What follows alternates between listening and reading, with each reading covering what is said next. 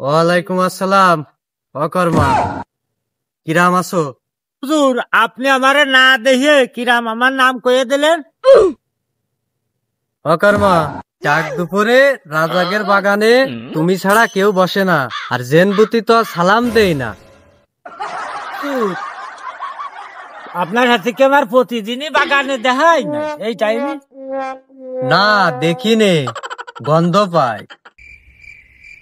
আমি তো প্রতিদিন 2 বেলা গা ধুই, নোয়া ভাড়ার ওই আকিজ মিলির ওই মাদন দিয়ে দাঁত মাজি।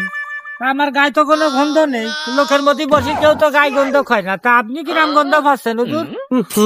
ওই গন্ধ না, জড়িপুটি। আগে এই যে বাগান দিয়ে চলতেন, কত মশা মাছিতে আপনারে কামড়াতো, আনে তো কোনো মশা মাছি নেই। আমরা তো ভালো কাজ করি, আপনার কাছে খারাপ হয়ে যাচ্ছে। তোমার জ্বালায় তো এই বাগান দিয়ে যাওয়া যাচ্ছে না, বর্তমান যাওয়া যায় না। তুমি তো বাতাস দূষিত করে ফেলো। হুজুর, খাই একটু গাছের পাতা, তাতে আবার কত কথা। তাও তো আগুনি পুড়াই নিয়ে খাই। আমরা তো আর অখাদ্য খাইনি, কিংবা কোনো দূষিত জিনিস খাই না, আমরা খাই নির্ভেজাল জিনিস। তা আপনি এই কথা কোথায় পারলেন?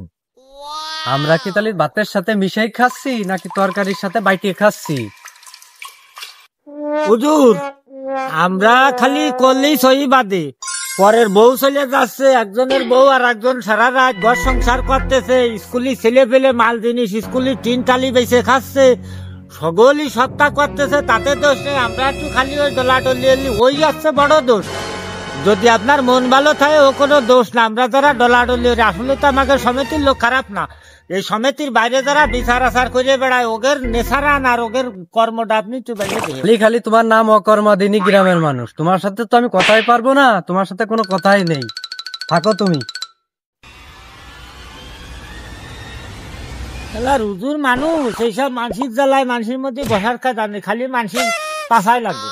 কোরআনে কইছে সবার উপরে মানুষ সত্য, সেই মানুষের বদনাম হুজুররা পাবলিকরা যারা করে এরা আবার আল্লাহরে পাই ফিরাত। এদের সাথে আমাদের চলবে না, যে যা করে তার ফেরা। তুই মুখ বেড়ায় ক্ষতি যাবে।